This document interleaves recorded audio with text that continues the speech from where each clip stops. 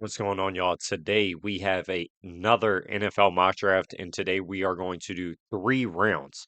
So it is going to be a long video, and I hope y'all stay with me for this. We're not going to do trades for the simple fact, like I just said, it's going to be 3 rounds. The video is going to be long regardless. So yeah, let's go ahead and jump into this 3 round mock. Starting off with number one, no surprise here. Fernando Mendoza is the number one pick in the draft. If you need this explained to you, I don't know what to tell you. I mean, he clearly is the best quarterback. The Raiders built the whole roster around him from the get-go of free agency. He's going to be the number one pick. Raider fans, stay with me till pick 36 and 67, and maybe we can entertain you there, but this is a layup. Number two for the New York Jets. To me, it's Arvell Reese. I mean, just with the 3-4 defense the Jets are going to be running, Arvell Reese fits a 3-4 outside linebacker perfectly with his skill set. He can drop off into coverage effectively. He has also shown signs of being a very good pass rusher in his limited snaps as an edge rusher, and he's a great run defender. He's the best athlete out of him, David Bailey, and Ruben Bain. I don't see the question. Arvell Reese is probably the number two pick based on fit to the New York Jets. All right, three for the Cardinals. I think this is where you can start asking some questions about what's going to happen in the draft because there's a couple realistic options. Sonny Styles to me is the best player in the entire draft. I don't see an off the ball linebacker going third overall to a team that is in a pretty deep rebuild. David Bailey is a tremendous pass rusher, but struggles to defend the run. Do the Cardinals feel comfortable enough to take Bailey here and put him opposite of Josh Sweat to help the edge room? Maybe they do. I'm going to say they don't because I don't know who your quarterback of the future is going to be. I know that offensive line currently is not good enough to protect him. I like Paris Johnson. I like Isaac Suomala at left guard. Frohold at center is all right. Right guard and right tackle are terrible. There's nothing there I would say is a future piece in any world. I'm going to go Francis Manoa out of Miami to be the new right tackle in Arizona to protect Ty Simpson, Dante Moore, Arch Manning, Julian Sand. I don't know. I don't know who it's going to be. I can probably tell you 99% confidence it's not Jacoby Brissett or Gardner Minshew, though. So let's build the offensive lineup for the future quarterback of the franchise, whoever that ends up being. Number four for the Tennessee Titans. I keep saying it. Like, I don't think Jeremiah Love is this given number fourth overall pick. Like, a lot of people are trying to make it seem like, is he fantastic? Yes, I have a top five grade in the class on him. He is my number three player behind Sonny Styles and Caleb Downs. I love Jeremiah Love. But Tony Pollard's still on the roster. Tony Pollard can get you a solid 1K, and I'm not saying he's not upgradable because he is. Tajay Spears is a decent backup, good receiving back. I look at that edge room. You got Jermaine Johnson on a 5th-year option. You got Femi Oladejo, who was not taken by Robert Saleh, that really didn't play a lot as a rookie because he was hurt. He was the 52nd overall pick via a trade back. I'm going to go David Bailey out of Texas Tech. I think he fits perfect what Robert Saleh likes in edge rushers. It feels like a lot of people think David Bailey could even go second overall. So why couldn't he go fourth overall to join Femi Oladejo and Jermaine Johnson? Because they need another body off the edge. That room is not that good at all. Like some people try to make it, oh, you can wait. Just take somebody in the second round. No, I think David Bailey's perfect in the first round for the Tennessee Titans. You look at what Robert Saleh drafted when he was the head coach of the New York Jets. He had what, 2 drafts with the Jets? Jermaine Johnson he traded up for in the first round to get. He now is traded for him again. So clearly he still likes Jermaine Johnson alike.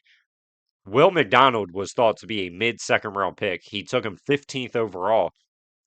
If Robert Saleh likes an edge rusher, he's going to take him.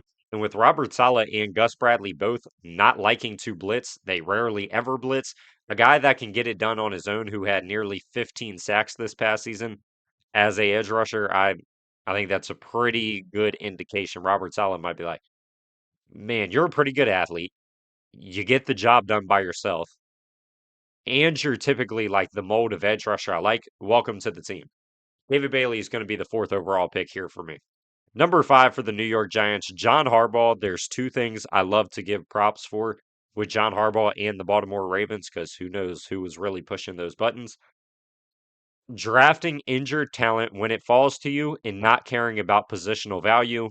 In this world, it's going to be the second thing I listed being positional value, and we're going to go Sonny Styles out of Ohio State to the Giants. Tremaine Edmonds got cut by the Bears for two reasons. One, he was just really expensive, and two, his play really did drop off in 2025. So I wouldn't say, oh, we got Tremaine Edmonds. Like linebacker, we're good. We just need Tremaine Edmonds. It's not the case at all. Oh, we got Micah McFadden back on a 1 year, damn near veteran minimum. I don't care. Oh, we got Maurice Fowl on day three last year. I don't care. Sonny Styles, like I've said multiple times already, to me, is the best player in the whole entire draft. So if he's here fifth overall and you're trying to win now, no one can help you like Sonny Styles can. All right, number six for the Cleveland Browns. There's multiple ways to have fun with this pick. Like Caleb Downs could be a big upgrade in the secondary at safety. Mansour Delane can be a starter in the secondary. Monroe Freeling is that natural left tackle you could be looking for. Spencer Fano has played left tackle before. To me, it's all nonsense. It's Carnell Tate. I mean, I don't really know how to get away from the Carnell Tate pick. The wide receiver room is terrible. I don't trust Jerry Judy. Cedric Tillman can't stay healthy. Isaiah Bond made a couple good plays as a rookie, but he doesn't stop you from taking a receiver. Carnell Tate is a do-it-all boundary receiver. He's got solid speed, good athleticism. He's a good route runner. He rarely drops the football. That's exactly what you need for Shador Sanders if he's going to be able to succeed at the NFL level. So I'm going Carnell Tate sixth overall. All right, seven for the Washington Commanders. I mean, Carnell Tate is my favorite choice, but he rarely ever makes it there. But man, I'm a big time believer they got to get playmakers on the offense. And you want to talk about being fine with upgrading Tony Pollard and Tajay Spears? I'm even more fine with upgrading Rashad White and Ja'Cory Krosky Merritt. So I'm going to go Jeremiah Love, seventh overall to the Commanders. They don't pick again until 71, so you might get one. You might as well just get one of the best players in the draft while you can. Jeremiah Love can be a game changer, can catch the ball out of the backfield at a high level, and just take a lot of pressure off Jaden Daniels in this Washington offense that is really not that good outside of Jaden Daniels. And David Blau played his last years in the NFL in Detroit, where they had Jameer Gibbs and David Montgomery. So he knows how important a good run game is. Maybe we look for a fast slot receiver in the third round. Maybe we go safety. I don't know. Only time will tell. All right, eight for the New Orleans Saints. To me, this is a pretty easy pick. Like Cam Jordan is still not re signed currently. Carl Granderson wasn't as good as what he's been in the past in Brandon Staley's system. Ruben Bain can do a lot of things similar to Cam Jordan. I'm going to go Ruben Bain Jr. I think Ruben Bain Jr. is the fourth best player in the entire class. I think he's a perfect fit for a Brandon Staley edge rusher. So yeah, that really was a layup for me. They're eighth overall. That probably is my favorite pick of the draft so far based on value. All right, number nine for the Kansas City Chiefs. There's so many options. Like Shamari Connor and Jaden Hicks, I don't think would prevent you from taking Caleb Downs. I don't know if I see Caleb Downs going in the top nine. Like, I really don't with the concerns about the long term ACL and hamstring health. You got the concerns about just overall athleticism. Tape's so damn good, though. I certainly would take him top 10. Mansour Delane feels like a perfect Trent McDuffie replacement. Like, your corner room is not good. No Williams, you're hoping takes a leap, but at the end of the day, that's hope. Christian Fulton was hurt a lot last year. Cater Kohu tore his ACL and didn't even play last year for the Dolphins. So Mansour Delane to me does make a lot of sense. Spencer Fano, I have too many concerns about moving into guard potentially, so I wouldn't take him to be your right tackle. Monroe Freeling, I would listen to. Like he's got experience at both tackle spots. He's had almost what is that, nearly 300 snaps as a right tackle. It's not a ton, but it's a good bit. He's such a good athlete, good size, and he is a true tackle. So it's like you don't have to worry about that. I don't think I can do it though. I need starters now. I'm going to go Mansour Delane out of LSU to come in and play Trent McDuffie's role in the secondary. All right, number 10 for the Cincinnati Bengals. The only way I could possibly switch this up from Caleb Downs would be Jermod McCoy. I believe Jermod McCoy is working out today at his pro day, so that'll be fun to see what he looks like. He posted some videos just on a football field working out. He looked good. I mean, he's moving pretty fluid, but he probably should be. He's almost 16 months removed from that injury, so you would hope so. We're going to go Caleb Downs, though. They just need a game changer in the secondary. I like the pickup of Brian Cook. Jordan Battle's fine. Jordan Battle also can play in the nickel, so getting a true over-the-top safety that's also very effective in the box and can help your weak linebackers, I think is a massive win for the Bengals. All right, 11 for my Dolphins. I hate to be so damn boring with my favorite team, but the way to switch things up for me personally is to change 30, change 43, 75, 87, 90, 94. Right here, you have a glaring need at right guard. I don't trust Austin Jackson at right tackle either. And I see a tackle that can play guard. I think Spencer Fano is a obvious pick. If you look at how the Packers draft, they love to take offensive line. They do it damn near, it feels like every year. They took Anthony Belton last year. They took Jordan Morgan. They hit late on Rashid Walker, who's now in Carolina. Like they take offensive line and they do it pretty frequent. So I don't think Spencer Fano is far fetched. The Dolphins have John Eric Sullivan, Jeff Hafley have talked about building this thing from the inside out, meaning start in the interior. Spencer Fano is how you do that. He can start at right guard in 2026 and then potentially be your long term right tackle in 2027. That's too tempting for me to pass on. Number 12 for the Dallas Cowboys. A lot of people are pushing Dylan Thieneman up this high. I personally can't see it. And it's got nothing to do with Thieneman as a player. It is solely how the NFL values safety. They fall every single year. Kyle Hamilton, Malachi Starks, excuse me, Nick Emmanwori, Ryan Branch. They just always fall. It's like Minka Fitzpatrick and Jamal Adams were the two anomalies. Dylan Thieneman isn't that level of a prospect. He's a good one, but he's not quite that. I'm just going to go get a starter at corner, man. And like I said, I think after his pro day, it'll shut up a lot of concerns about that torn ACL. And like I said, I think the pro day is today, so that should be fun to see how he does.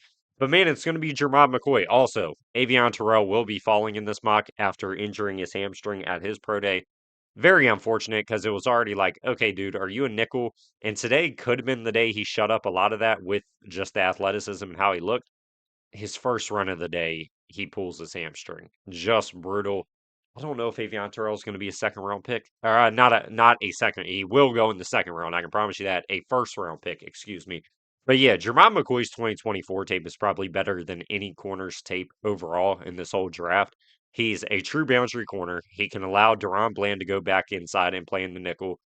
I think it's a win-win. And Jerry has said, "Oh, we're not taking injured players this year." Well, you've never had a problem doing it before. So you also told me you were all in a year ago and your team got worse. And mainly because of what you did in free agency. So anything Jerry Jones says holds zero weight to me. Zero. I'm not worried about it in the slightest. All right, 13 for the Los Angeles Rams. Like Jordan Tyson was the fun switch up from this pick, and I think it could still be considered, but with that ACL injury, or not the, I mean, well, yeah, he's torn his ACL, but the hamstring injury I meant to refer to, that's some scary stuff, man. I'm trying to win a Super Bowl in LA. You're all in. You've traded draft picks. You made a splash signing with Jalen Watson. I just want more good football players. I'm going to go Makai Lemon. I don't want to rely on, and Jordan Tyson's a very good football player to me. He's the best wide receiver in the class. But what's it mean if you have the most talent if you play 8 or 9 games a year every single year? To me, I'd rather have Makai Lemon, who's shown he can stay on the field and is a very good weapon for the slot in your offense, regardless. All right, 14 for the Baltimore Ravens. I have a hard time getting away from Vega Ioane at this pick out of Penn State. I mean, that interior has taken a step back in a big way. Losing Falele isn't a step back. That's probably a move forward. But Tyler Linderbaum, obviously, who I'm referring to, you brought in John Simpson. I'm not the biggest fan of Andrew Voorhees at this point. I liked him coming out, but then he tore his ACL at the combine. He's really never bounced back from it, in my opinion. So yeah, Vega Ioane is your left guard or right guard, and Simpson's the other starting guard. I feel pretty good about that interior. All right, fit in center, we got to get figured out. Likely at 45 or 80. 15 for the Tampa Bay Buccaneers. Such a spot, it feels like you have to move out because I'm telling you right now, if one of the top three edge rushers doesn't fall, which they won't, and Sonny Styles doesn't fall, which he won't, like I have no desire to be at this pick. Vega Ioane interests me. He's not here. So it's like, am I taking Kenyon Sadiq after giving Kate Otten a 3 year, $30 million deal? Probably not, because I haven't seen an offense where Zach Robinson can use two tight ends. So I don't want to do that. Am I taking a middle linebacker? I'm not the biggest fan of CJ Allen at all. I wouldn't take him in the top 50, let alone 15th overall. Jacob Rodriguez, I like. It's still about 10 to 15 spots too high for my liking, personally. I think all signs point to getting a proven edge rusher, so that rules out Keldrick Falk. So I'm down to probably Akeem Mesidor or TJ Parker. If I'm Todd Bowles, I'm trying to keep my job. Like, and I'm on the hot seat. So to get a proven edge rusher, regardless of his age, that can be very impactful the minute he gets to Tampa, whether he already is at a ceiling or not, he's a really good football player. So putting him up, putting him opposite of Yaya Diaby feels like a great option for Tampa. And I'm going to go Akeem Mesidor out of Miami, 15th overall. All right, 16 for the Jets. This isn't going to be Ty Simpson for me. It's just too early for my liking personally. Could they do it? I guess they could. It's not going to be Dylan Thieneman either. They have added bodies to the safety room, traded for Minka, signed Dane Belton, brought back Andre Cisco, already had Malachi Moore. So, I mean, Thieneman probably is better than almost everyone I named, but this feels like overkill. This offense is really bad, and you got to start moving forward with it. I'm probably not taking Emmanuel Pregnon 16th overall, just feels too high. I'll roll the dice on Jordan Tyson. And the reason I feel fine doing it for the Jets, if you're Aaron Glenn, you got to take risks or you're going to win 5 or 6 games again and lose your job. That's just the truth. So getting a player of Jordan Tyson's talent opposite of Garrett Wilson and AD Mitchell would be fantastic. The medicals are scary, but like if you're Aaron Glenn, like I said, you got to take risks if you want to compete in this stacked division with the Patriots and Bills. And same thing with Darren Moogie. I mean, if you like, I think Darren Moogie's done an incredible job so far in New York.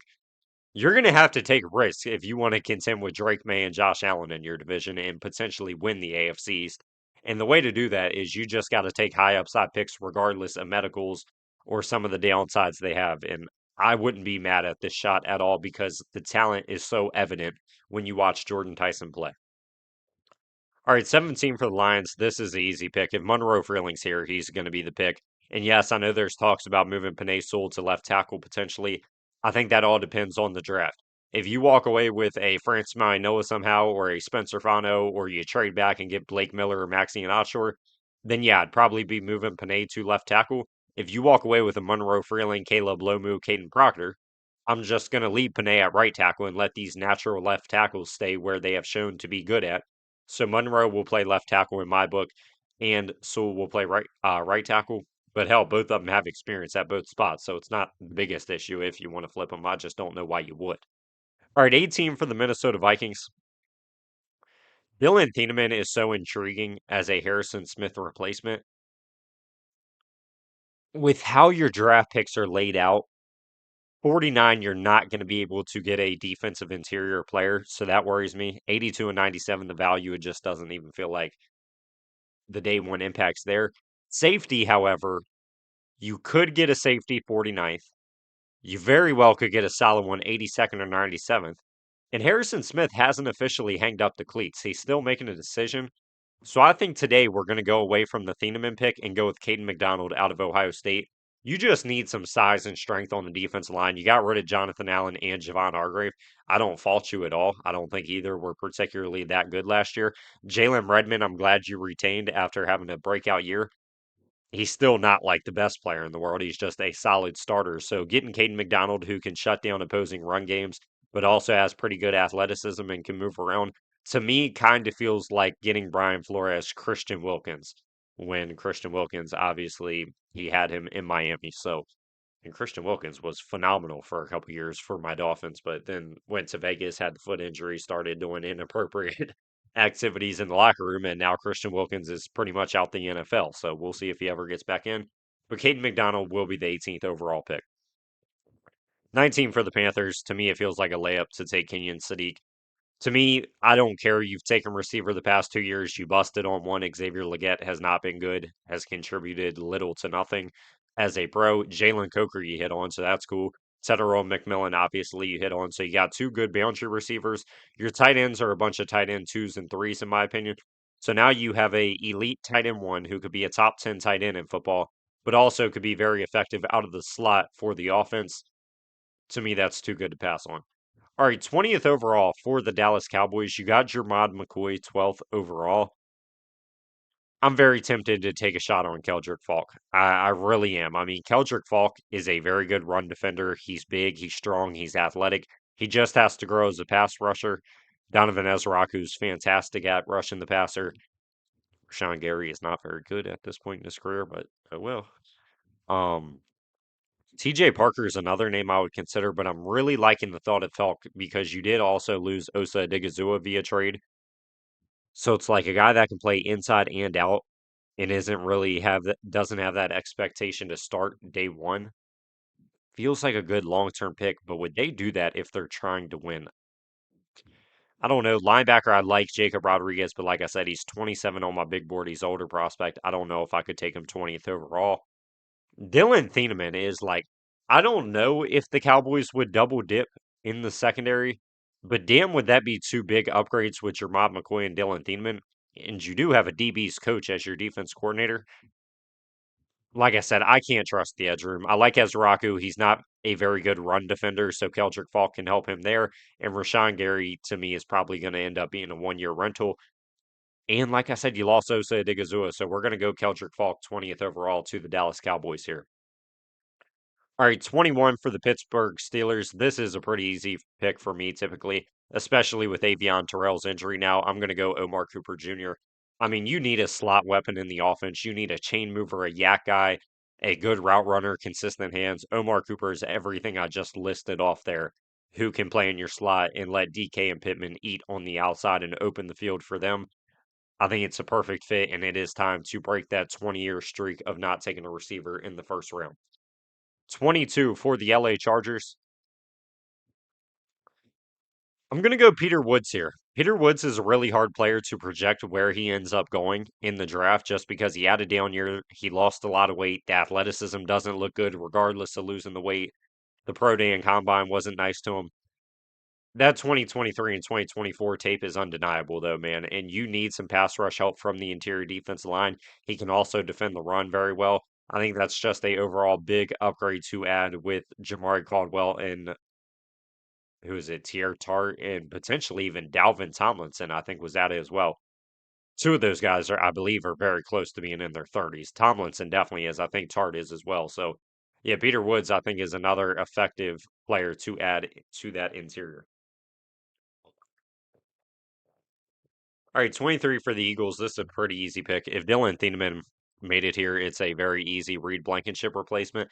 And I know what the comments, how does it, Thieneman's not going to be there? It's unrealistic. He's a top 15 player. Like I've talked about multiple times, safeties fall in the draft. It happens every single year, so I don't know why we're not acting like it does. And hell, Xavier Watts was a top 50 player to everyone and their mother.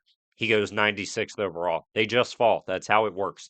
So, yeah, we are going to go with Dylan Thieneman here. And it is a steal based on value. I have a top 15 grade on Thieneman, so I'm totally with you. He shouldn't be here. I think there's a real chance he could be here. All right, 24 for the Browns. I actually messed around with the mock before I started recording, and I kind of have a thought of what I want to do here, and it's going to be a big switch up because typically when I go to tackle, didn't mean to click running back, it's Caden Proctor because, oh, look at Dewan Jones. He's very similar, but he's better. I'm going to go the complete different other way and say, look at Dewan Jones. He couldn't develop. He was too damn big. He couldn't stay healthy. Just give me a plug and play starting left tackle while I'm trying to win now, and I'll take Caleb Lomu. Like, Lomu is clearly pro ready, 6'6, 310 pounds. I believe he is older prospect. He's like 24. But that whole offensive line is good. You just need to upgrade at left tackle, in my opinion. So why get two projects to battle it out when you could get someone that is proven and everyone knows he is a pro ready player? I'm going to go with Lomu personally. 25 for the Chicago Bears. Emmanuel McNeil Warren is tough to pass on. I think you could pass on him, but I'm just saying it's tough because it feels like a good Kobe Bryant replacement. The safety value wouldn't be terrible at 57 and 60, but like I'm not taking TJ Parker here for the Bears. I don't know if these three guys go in the first round. I love Christian Miller out of Georgia. I think he definitely should go in the first round, but I don't know if he does. Emmanuel McNeil Warren kind of to me just feels like the best value on the board. And like I said, he is kind of a perfect pairing with Kobe Bryant at safety. So let's grab EMW to Chicago. All right, 26 for the Buffalo Bills. Casey Concepcion, I'm definitely considering to add that speed weapon on the outside of the offense for Khalil Shakir and DJ Moore, and mainly Josh Allen and Joe Brady. Linebacker's not great. Like Terrell Bernard wasn't very good last year. Dorian Williams, meh. Matt Milano's still a free agent. I doubt you bring him back with his inability to stay healthy. Jacob Rodriguez is a big day one impact. Like that is a huge upgrade in the linebacker room. But you got an offensive minded head coach. You brought in DJ Moore with your second round pick, though. The wide receiver room's still bad. Like I like DJ Moore and Khalil Shakir. Josh Palmer's been bad. You cut Curtis Samuel. Tyrell Shavers has been okay, I guess. Like Concepcion would be a big time speed addition to the offense. And I think he's probably more likely to go in the first round than Rodriguez. So we're going to go KC here for the Bills. And I guess we'll look to add linebacker safety in the third round. All right, 27 for the 49ers. Casey would have been a fun fit. Denzel Boston to me is probably just too similar of a role to Mike Evans that I would rather have like a Chris Brazzle potentially in the second round if he falls. Like I said, not pre-recorded. I have a hard time passing on Caden Proctor at this point. Like Trent Williams, it's still undecided what's going to happen there. I think they'll work something out. So if Caden Proctor could sit a year behind Trent Williams, fantastic. Develop your game, get in better shape, do what you got to do. There's also a world where Caden Proctor might just end up being a very big guard. So if you want to try him out at left guard next to Trent Williams, that is also fine in my opinion. He's super young. You'll have 5 years to figure it out. So yeah, let's go ahead and invest in the offense line for Brock Purdy. All right, 28 for the Houston Texans. Man, I haven't done this in a while, but with how defensive tackle has fallen, like I said, I think these three guys are probably making it to the second round and potentially at pick 38. I'm going to invest in the offensive line some more and go Blake Miller out of Clemson. A lot of people seem to believe Blake Miller is going to be a first round pick. I understand, excuse me, the upside, like Caden Proctor and Max Ianachor, who will be coming off the board probably pretty shortly. Braden Smith, I think this is good too because Blake Miller is like Proctor, but he's a right tackle. He needs to polish his game up. Ursary is going to be your left tackle. Miller, hopefully, is your long term right tackle.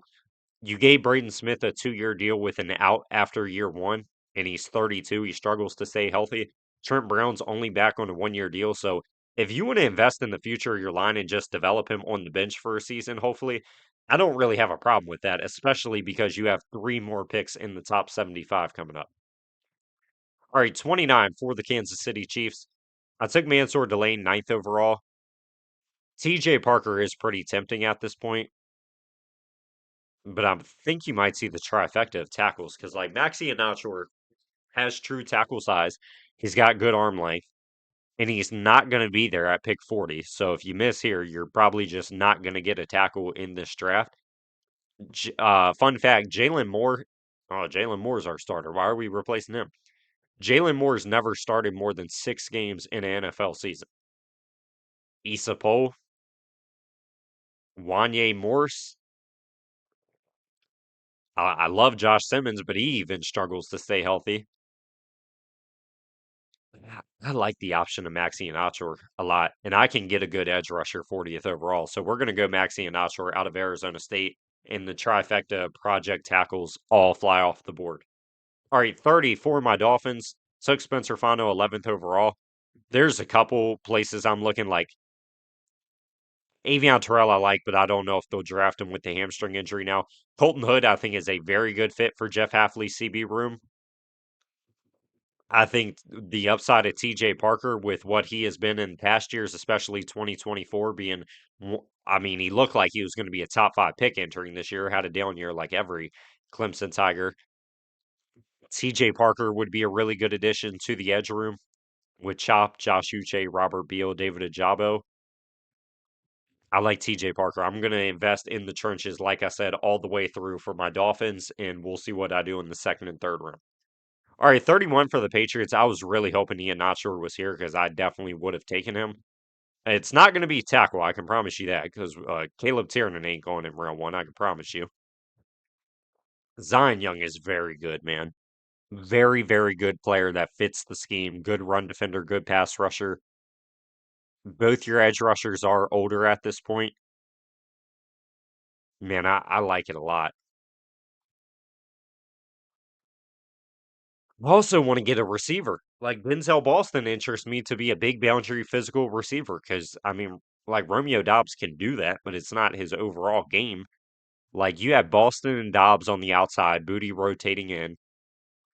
There's so many bodies, though. There's so many. I think my favorite pick by a mile, you know what? I need to peep the depth chart real quick before I'm forgetting something.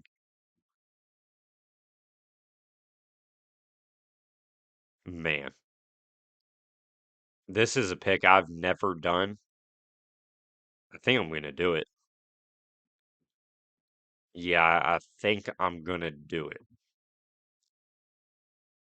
Because I can get a good pass rusher in the second round potentially. I'm going to go Jacob Rodriguez out of Texas Tech here. I mean, you lost Jack Gibbons. That is a loss for your linebacker room. Spillane is what, 29 years old? Christian Ellis, I think if he's a depth linebacker, that's perfect as your third guy. I wouldn't want him starting full time. Jacob Rodriguez can come in, start, force turnovers, and take this defense from probably, I'd say they're already borderline top five to maybe top one in the league. That's really how effective he can be in the turnovers he can create for your defense. He can be your Mike linebacker. Like I said, Marte Mapu hasn't given you a lot, especially in Mike Vrabel's new system. So, yeah, let's go with J Rod here, 31st overall to the Patriots for the first time ever in any of my mocks. I'm interested to see what that leads to. 32 for the Seahawks. I have a tough time passing on Colton Hood here. Like, that's your Tariq Woolen replacement. You better not rely on Noah Igbenogany to play that role. Coming from a Dolphin fan, I don't like the Avion Terrell fit at all. I don't know why I see it so much. Avion Terrell to me is best in the nickel. So is Devin Witherspoon. And arguably after his rookie year, so is Nick Emmanwori. So what are we doing? I'm just going to go with Colton Hood here, 32nd overall, to get a true boundary corner that can bring some physicality to the secondary. Time out real quick, coach. I need a water break. All right, 33. Give me 1 second. Let me blow my nose. All right, we're back. 33 for the Jets. I think I'm going to switch it up here. Typically, this is Ty Simpson. I'm like, okay, it's your third pick. You got a playmaker.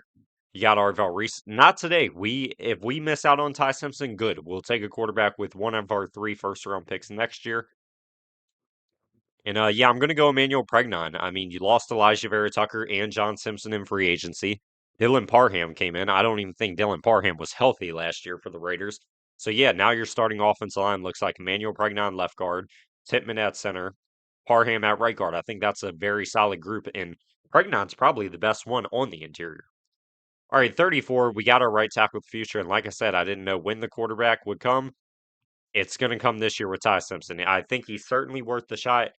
Hey, if you fall into a pick one or pick two next year, by all means, take a quarterback, send Ty Simpson to somewhere else for like a third and a fifth or something, or kind of what you did with Josh Rosen.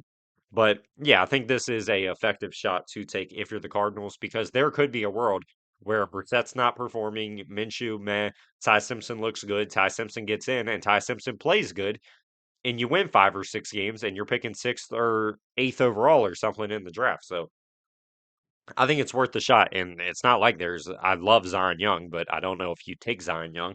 There's not a linebacker I love either. So I think it's worth the shot. 35 for the Tennessee Titans. I want to keep adding playmakers for Cam Ward. And I think what you're really lacking is a big physical option on the outside. So I'm going to go Denzel Boston out of Washington here, 35th overall. Boston's just your true boundary X receiver. I mean, big, physical, go up and get it. You got playmakers with the ball in their hands like Wandale Robinson, Chimere DK, Calvin Ridley, even when he's healthy. Alec Almaner is a solid boundary option, but Boston, I think, can definitely elevate that room a ton. All right, 36 for the Raiders. I'm going to go ahead and take Christian Miller out of Georgia. You just want to talk about upside and joining a already good defensive line, referring to the edge because the interior is not good. Christian Miller's your guy. I mean, he is a great run defender. He's big, 6'4", 325 pounds, very good athlete. And when Georgia at the end of last year was like, hey, we need some pass rush help, Christian Miller's the one that stepped up. It wasn't any pass rusher. It was Christian Miller who took over to the point where his win rate on the year got up to like 13%. which is very good for a defense tackle. So a very well-rounded player with a ton of upside to join Max Crosby, Kwity Paye, Malcolm Kuntz is back, and those guys. Tyree Wilson's also still there, I guess. 37 for the New York Giants. You got Sonny Styles fifth overall. Man, Christian Miller, I might have taken. I can't take either of these guys. I don't like the fit at all with Dexter Lawrence. AJ Halsey's incredible in my opinion. I wouldn't. I don't think the Giants would take him with how many safeties they've added. I want to get a weapon for Jackson Dart. And like I kind of said, like John Harbaugh, and it's kind of ironic. I said this fifth overall about he doesn't care about players entering the draft when they fall with talent and positional value. And now I'm proving both those things by taking Chris Bell out of Louisville, 37th overall. Chris Bell is coming back from the torn ACL in November. I think he'll be healthy by like August, in my opinion, with how guys typically recover nowadays. So, yeah, I mean, let's go ahead, grab Chris Bell. He can be that big boundary receiver with speed as well and a ton of physicality opposite of Malik Neighbors. And yeah, you got Darnell Mooney and Calvin Austin playing in the slot a ton. So I think that's perfectly fine and adds some real versatility for Jackson Dart to throw the ball to. 38 for the Texans. The whole plan for me was to get a defense tackle. I didn't care which one because I thought Christian Miller, Caleb Banks, or Lee Hunter would all fit pretty well. Today it's going to be Caleb Banks out of Florida. I mean, there is a lot of upside in Caleb Banks' game. And the thing that sells me, the Texans really don't utilize a true nose tackle a ton. So getting someone that is built like a nose tackle, but is such a phenomenal athlete, a borderline generational athlete for his build, 6'6", 335 pounds, should not move how Caleb Banks moves. He's got the health concerns, but once again, like I think it's worth the shot because the defensive line is already so good. Even if he is banged up, you probably won't notice. All he can do is elevate. He can't really drop the group at all because you didn't lose anybody from the group. So let's go ahead and take the home run swing once again on Caleb Banks. All right, 39th overall for the Browns. Got Cardinal Tate, got Caleb Lomu.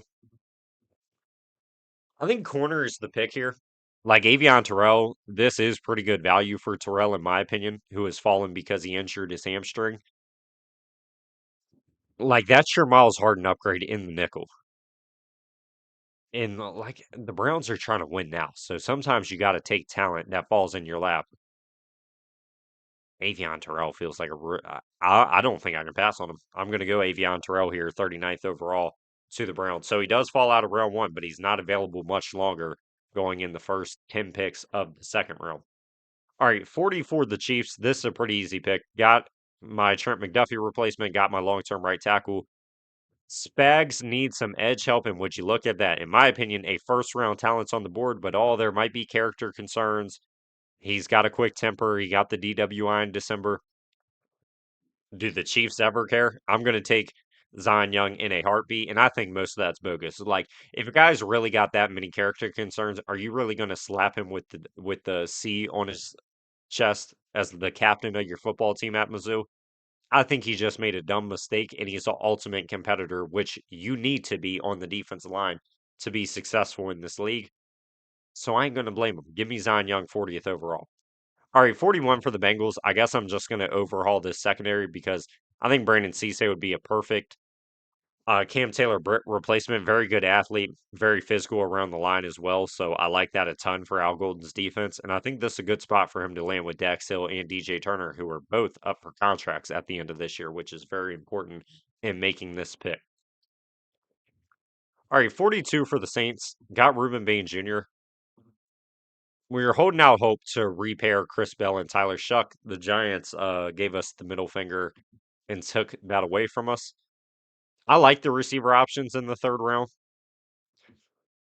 and I really like getting Chris Johnson to replace Alontae Taylor. So Chris Johnson is going to be the pick here at 42 to be our new boundary corner opposite of Kool-Aid McKinstry. One of my favorite players in the draft. He's my 20th overall ranked prospect. So yes, I have a true first round grade on him. Deservingly so. This dude has dominated his competition. He plays lesser competition. I don't care. No matter who he plays, he dominates. He went to the Senior Bowl and played good. Then he went to the combine and he's too slow. He ran in the 4.4s, the low 4.4s. Chris Johnson's a dog and should be a first round pick, and I will stand on that till the day I die. 43 for my Dolphins. We invested heavily in the trenches, and I'm trying to figure out if that played out for us because like D'Angelo Pons is a dog. I don't know if I mean he is a true nickel. Keith Abney would probably be more tempting to me because I think he fits Jeff Hafley's defense very well to play like the Nate Hobbs role, which he didn't get to see a lot because of injury. Chris Brazzell was also attempting to play the Christian Watson role on the offense. 6'5", 210 pounds, pretty good route runner, very good speed, mid 4.3s.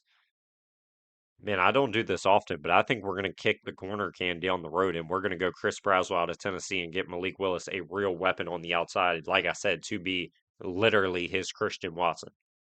44 for the Jets, got Arvell Reese, got Jordan Tyson, got Emmanuel Pregnon. I'm looking to add to the secondary, and I think I'm just going to go D'Angelo Bonds. Like, just get an absolute dog in the nickel. I like Jarvis Brownlee. I think Brownlee can play on the boundary. You got Nashawn Wright on a 1 year, $3.5 million deal, so he's not guaranteed a spot. You got Azareye'h Thomas, who looked really good as a rookie as well. So I do like him starting. But D'Angelo Pons, like I said, his literal role is to come in and play in the nickel, and you can let people like Azareye'h Thomas, Nashawn Wright, Jarvis Brownlee, and Brandon Stevens. I mean, that's a lot of bodies. But Pons is a dog, and he might be better than any player I named. So yeah, we're gonna go D'Angelo Pons. I'm gonna stand on it. 45 for the Ravens. Got Vega Ioane at 14. I would consider taking Connor Liu. I just want to throw that. I would double dip if I was the Ravens, but I think I can get a center at 80, so I will pass on that. And I know for a fact I'll get a center 80th overall. So we're going to play strategically. Keith Abney is a dog. I think Marlon Humphrey's time in Baltimore is starting to become limited, so you could look that route. I'm going to go a whole different trajectory. The Ravens are built on a run game. The Chicago Bears offense with Ben Johnson, who you now have Declan Doyle as your OC, was built on a run game. Derrick Henry just turned 32. I believe this is the last year of his deal. Maybe he's got one more year with an out on it. You should be a playoff team. You want to keep Derrick Henry fresh throughout the regular season, considering his age. You can get a great change of pace back with Jadarian Price. I personally would do it, I think, for Baltimore. It's become one of my favorite fits, especially for Jadarian Price. And it's just a game changer in the backfield for the Ravens. Like Justice Hill to me does not carry much weight. He's a fine receiving back. The new system coming in, maybe they give him the cam. Rasheen Ali's been a special teamer, has done nothing else. You get lost Keaton Mitchell. I think Jadarian Price to add that speed, but strength at the same time. To pair with Derrick Henry would be awesome for the Ravens. All right, 46 for the Bucks. Got to keep Mesidor. I'm kind of just looking for an athlete that can roam around the field and make plays from the linebacker position and all. Jake Golday's available, so that feels like a pretty easy fit and explanation, in my opinion, for the Bucks. All right, 47 for the Colts. In my opinion, the Colts have the worst linebacker room in football. The Colts are also trying to win now and don't have a first round pick.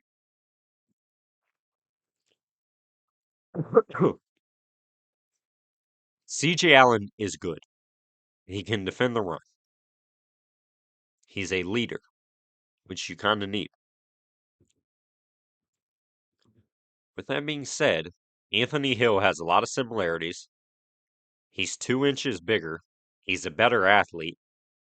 He's the same age. I think you get where I'm going. I think Chris Ballard just cannot get away from his ways. I think Anthony Hill's the better player as well. So let me also toss that out there as well and say I think they made the right choice here. Because, like I said, I am very low on CJ Allen and very low compared to most people. He's in the 60s on my big board. But yeah, I think Anthony Hill is also just a better fit for Indianapolis. All right, 48 for the Falcons. We're going to go ahead and grab Lee Hunter. I mean, there's your nose tackle to put in the middle of Brandon Dorless and Ruka Rororo. I don't see any reason why you wouldn't do this. And yeah, it looks like Lee Hunter doesn't want to go to Atlanta based on how long it's taken to load. So bear with me. Come on, man. There we go. Appreciate you, Lee. All right, 49 for the Vikings. Like I said, got Caden McDonald. I would consider Connor Liu to get a starting center. You have two third-round picks. I think you can get a center at those spots. Running back, I don't know if Mike Washington goes this early. Think you can get potentially running back and center at 82 and 97. So that leaves me with kind of needing to go to the defensive backs. I like Keith Abney a lot. I think I like trading Stooks even more. Stooks can play in the nickel. I think he could even play on the boundary, but he could also play like free safety for you and just roam over top. My player comp's Kobe Bryant for him.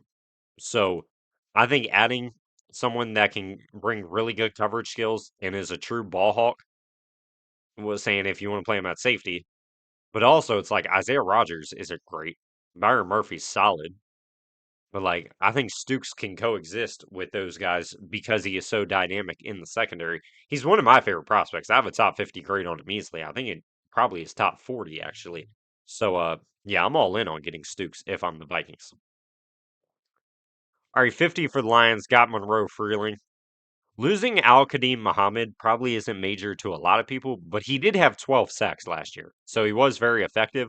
Someone I think that can play that role and be even better in that role would be Cassius Howe out of Texas A&M. I mean, you talk about an absolute animal getting after it as a pass rusher. Cassius Howe is arguably the best in the class up there with David Bailey. The problem is Cassius Howe can't defend the run. He gets washed out. He ain't a good run defender. He's got generationally short arms. But the thing with that arm length is Aiden Hutchinson had short arms as well. And people were like, yeah, the talent's great, but look at the arm length. The Lions still took him second overall, and it worked out big time for them. What's going on here? Why are we taking so long to load? Come on. We got 3 rounds to do, and we're already at 47 minutes in. We ain't got time to be freezing, PFF. So bear with me for a second because it looks like Cash Sal is you know what this is? This PFF's this is Derek Moore being like, man, keep the Michigan product in Michigan, and you think I'm better than Cash Sal. What are you doing, man? I agree with you, Derek, but for a specific role, I think Cash Sal works a ton for the Detroit Lions. I mean, is the mock draft like going to freeze? You know, honestly, with this video already being 47 minutes, this wouldn't, we are officially halfway through a 3 round mock. So, like, we could come back and do the other 50 picks later because it's frozen. It's not going to load. I can promise you that from my experience on this app. So, yeah, you know what? This is going to be a 2-part 3 round mock draft off the fly. And we are going to go ahead and call timeout at pick 50, and I will be back for the other 50 picks. So, I hope to see y'all there.